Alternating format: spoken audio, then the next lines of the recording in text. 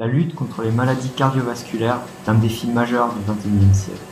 AVC, infarctus et anévrisme par exemple sont souvent les manifestations dramatiques d'une maladie des artères appelée athérosclérose. Pour relever ce défi et sauver des vies, les chercheurs en médecine, en mathématiques et en physique unissent leurs forces pour favoriser l'émergence de nouvelles techniques de soins. Mon stage a été financé par la direction de la recherche de Télécom Sud Paris. J'ai donc été stagiaire de mon école d'ingénieur. Mais il m'a fallu me rapprocher de spécialistes du domaine médical. J'ai donc effectué de fréquents séjours dans la Biovallée, à Strasbourg, une ville à la pointe de la recherche médicale. J'ai été accueilli à Télécom Physique Strasbourg et au groupe européen G-Provas. C'est au cœur d'un consortium international de chirurgiens, d'histopathologistes, de statisticiens, de traiteurs du signal, d'ingénieurs textiles et de radiologues, répartis à travers le monde, que j'ai trouvé ma place. Revenons à cette pathologie appelée athérosclérose. Il s'agit d'une perte d'élasticité de la paroi des artères que l'on espère compenser avec la pose d'un stent. Ce dispositif à mémoire de forme est destiné à maintenir la circulation sanguine. Le G-Provas possède une base de données unique au monde d'explants, de stents défaillants, d'artères fémorales superficielles.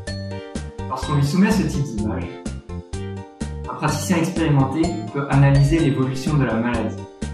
Mais c'est très chronophage et la masse de données à traiter croît de jour en jour. Alors comment peut-on automatiser l'analyse d'une telle image?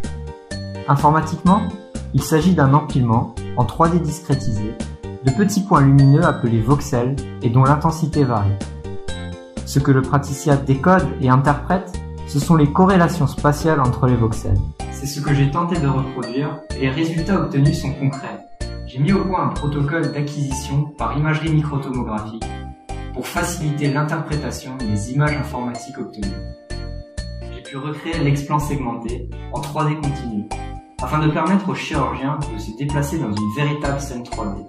J'ai développé un outil pour détecter automatiquement les fractures dans le modèle 3D du stent. J'ai construit une méthode de modélisation automatique du stent sous forme de graphe orienté, un outil indispensable pour étudier les contraintes biomécaniques subies par le stent. J'ai aussi mis au point un outil informatique permettant de retrouver le fabricant du stent à partir de la seule donnée de l'image.